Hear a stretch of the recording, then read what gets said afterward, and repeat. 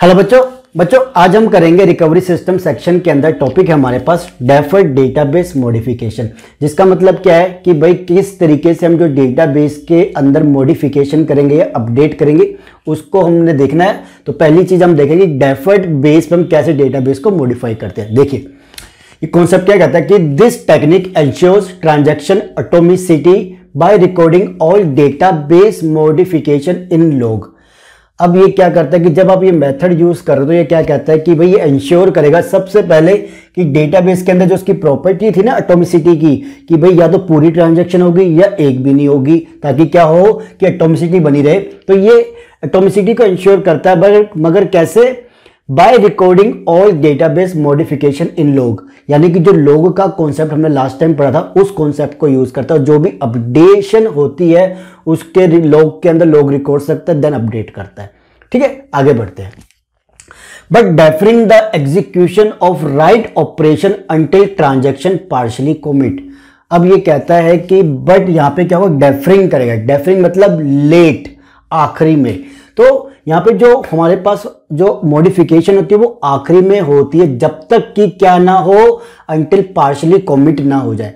Partially commit का मतलब क्या होता है, यानी पार्शली एग्जीक्यूशन पूरा ना हो जाए, यानी कि भाई जो हम आखिरी में हमारी जितनी भी ट्रांजैक्शन के अंदर इंस्ट्रक्शन है वो सारी की सारी कंप्लीटली एग्जीक्यूट ना हो जाए तब तक वो क्या नहीं करेगा, डेफर, मतलब कि उसको डेटाबेस के अंदर मॉडिफिकेशन नहीं करेगा। इसलिए इसे हम डेफर्ड कहते हैं। ये पूरे आखिरी तक सारी इंस्ट्रक्शन के एग्जीक्यूट होने का वेट करता है, उसके बाद जाके डेटाबेस में अपडेशन करता है। ठीक है, तो पार्शली कमिटेड, शायद मैंने लास्ट टाइम गलती से पार्शली एग्जीक्यूशन लिख दिया था, वहां पे वो पार्शली कमिट था। मतलब जितनी ट्रांजेक्शन है, इंस्ट्रक्शन है, जब तक वो आखिरी में नहीं पहुंच जाता तब तक उसके आखिरी के पॉइंट को हम क्या कहते हैं, पार्शली कमिट कहते हैं। और जब आखिरी में वो पूरा कंप्लीट कर लेगा तो है ही फिर।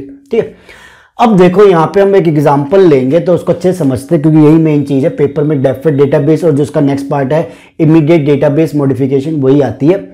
यहाँ पे दो ट्रांजेक्शन है मेरे पास, T0 एंड T1। ठीक है, ये T0 के ऑपरेशन है जहां पे रीड कर रहा है ए को, ए के अंदर माइनस किया 50, देन राइट किया, देन रीड किया बी को, देन बी के अंदर 50 किया, देन राइट किया बी को। ऐसी T1 के अंदर सी को रीड करना, देन सी में से 100 माइनस और फिर राइट करना।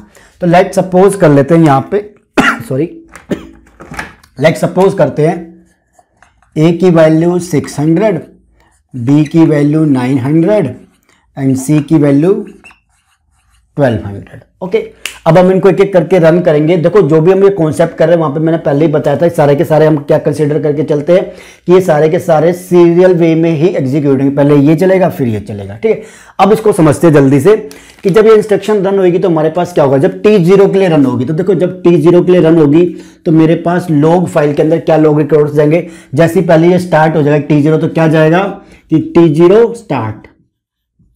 ठीक है, ये लॉग रिकॉर्ड एंटर हो जाएगा लॉग फाइल के अंदर। देन अब चलते हैं कि a इक्वल टू a-50, कुछ नहीं जाएगा इस इंस्ट्रक्शन पे। बट जैसे ही मैं इसको राइट करूंगा तब मेरे पास क्या रिकॉर्ड जाएगा कि T0 ने क्या किया है, a वेरिएबल के ऊपर राइट ऑपरेशन किया है और a-50 किया है, यानी कि a की वैल्यू को 600 माइनस 50 मतलब 550 कर दिया है। ठीक है, यही होगा ना। और साथ में जाएगी पुरानी वैल्यू। बट ये डेफर्ड के अंदर क्या होता है, ये पुरानी वैल्यू को नहीं स्टोर करता है। कहता है जो अपडेटेड वैल्यू हम उसे ही रखेंगे। तो यहाँ पे इसको बंद कर देंगे। ये याद रखना, डेफर्ड के अंदर पुरानी वैल्यू स्टोर नहीं होती। लोग जब हमने किया था लॉग रिकॉर्ड्स में हमने देखा पुरानी वैल्यू आती है, बट डेफर्ड में नहीं आती, इमीडिएट वाले में आती है। चलिए, अब जैसे ही रीड करेगा तो कुछ नहीं आएगा, बी के ऊपर ये परफॉर्म किया कुछ नहीं आएगा, और WB यानी कि जब ये राइट करेगा तो क्या आ जाएगा कि ट्रांजैक्शन T0 ने बी के ऊपर राइट ऑपरेशन किया जिसके अंदर उसने ऐड कर दिया 50, तो 900 प्लस 50 950। ओके गाइस, तो ये एंट्री आ गई है।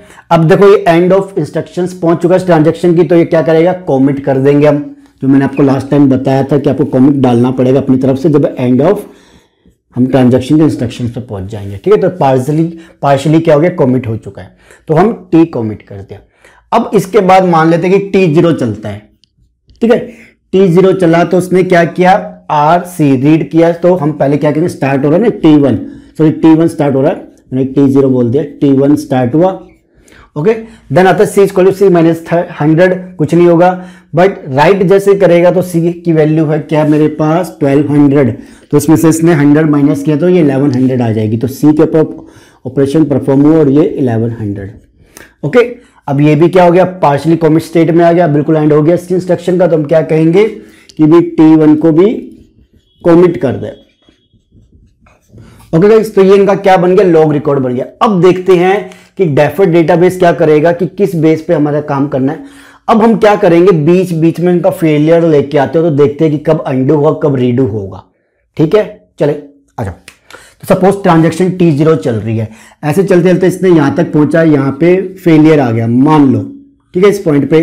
तो हम क्या करेंगे, अंडू करेंगे। उसका रीजन क्या है, क्योंकि अंडू हम किस कंडीशन में करते हैं, जब हमारे पास सिर्फ स्टार्ट हो, उसने अभी कमिट नहीं किया है। तो जब अंडू होगा तो इस पॉइंट पे हमने क्या करेंगे, अंडू होगा तो दोबारा से ट्रांजैक्शन स्टार्ट होगी T0। ठीक है, अगर इस पॉइंट पे फेलियर आता है तो आगे बढ़े। अब मान लो इस पॉइंट पे फेलियर नहीं आता, फेलियर आता है यहां पे, ठीक है जी, कोई फेलियर आ गया। अब देखो क्या करना है, अब हम करेंगे रीडू। रीडू मतलब कि भाई देखो, जो कमिट किया, जब हमने कमिट में डेटाबेस में तो वैल्यू सेव हो गया, बट यहाँ पे एरर आ गया। तो एरर आने के बाद इसने देखा अरे कमिट तो कर रखा है, मतलब स्टार्ट भी होता है कमिट भी कर दिया, तो हम रीडू करेंगे। तो डेटाबेस के जो लॉग फाइल बनी थी उसके सारे, उसके अंदर सारी इंस्ट्रक्शन थी, तो वो क्या करेगा, कोई फेलियर के बाद दोबारा से ट्रांजैक्शन T0 पे जाएगा और उसकी लॉग फाइल में जाएगा, वहां पे जो भी उसने चेंजेस किए वो डेटाबेस के अंदर ओवरराइट करेगा, दोबारा से करेगा। मतलब ट्रांजैक्शन स्टार्ट नहीं हो रही दोबारा, जो चेंजेस हमारे पास डेटा लॉग फाइल के अंदर है उसको दोबारा से डालेगा डेटाबेस के अंदर, ओवरराइट करेगा और इस पॉइंट पे आ जाएगा। ठीक है, क्योंकि ये कमिट कर चुका है, सेव हो चुका है। ठीक है, आगे चलते हैं। अब ये भी नहीं है, ये भी नहीं है, कुछ भी नहीं है। मान लो कि T1 स्टार्ट हो गया, ठीक है, T1 स्टार्ट हुआ तो यहां पे फेलियर आ गया इस इंस्ट्रक्शन के बाद। तो क्या करेंगे, अब हम, ये कुछ भी नहीं, याद रखना, ये हट गया, ये हट गया, हम पूरा एग्जीक्यूट किया और यहां पे आ गए।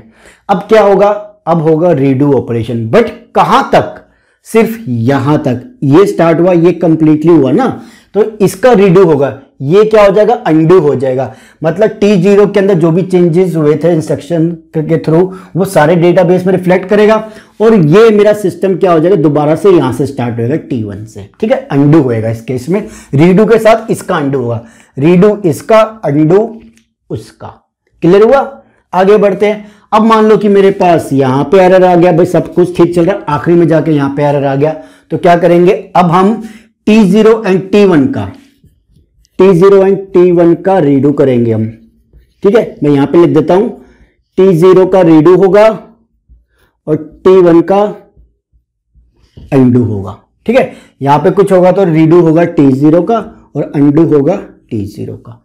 क्लियर हो गया, तो यहां पे क्या होगा, इस तरीके से इसका अब रीडू होगा, क्योंकि ये तो कंप्लीट हो चुकी है, ये भी कंप्लीट हो चुकी है। तो हम क्या कर रहे हैं कि भाई दोनों की वैल्यू को जो डेटाबेस में सेव हुई थी उसको दोबारा से क्या करो, ओवरराइट कर दो। हम ट्रांजैक्शन स्टार्ट नहीं कर रहे हैं, हम अपनी लॉग फाइल के अंदर जा रहे हैं और क्या कर रहे हैं, जो चेंजेस हमें अपडेट ऑपरेशन में हुए थे वो दोबारा से राइट कर रहे हैं। ठीक है, तो ये था हमारे पास डेफर्ड डेटाबेस मॉडिफिकेशन, जो कि आखिरी में जाके काम करता है, लेट राइट करता है। ठीक है, अगली वीडियो में हम देखेंगे इमीडिएट डेटाबेस मॉडिफिकेशन क्या है, उसे समझेंगे। ठीक है गाइस, तो गाइस अगर वीडियो अच्छी लगी हो तो like and share, channel subscribe जरूर कर लीजिएगा। Thank you.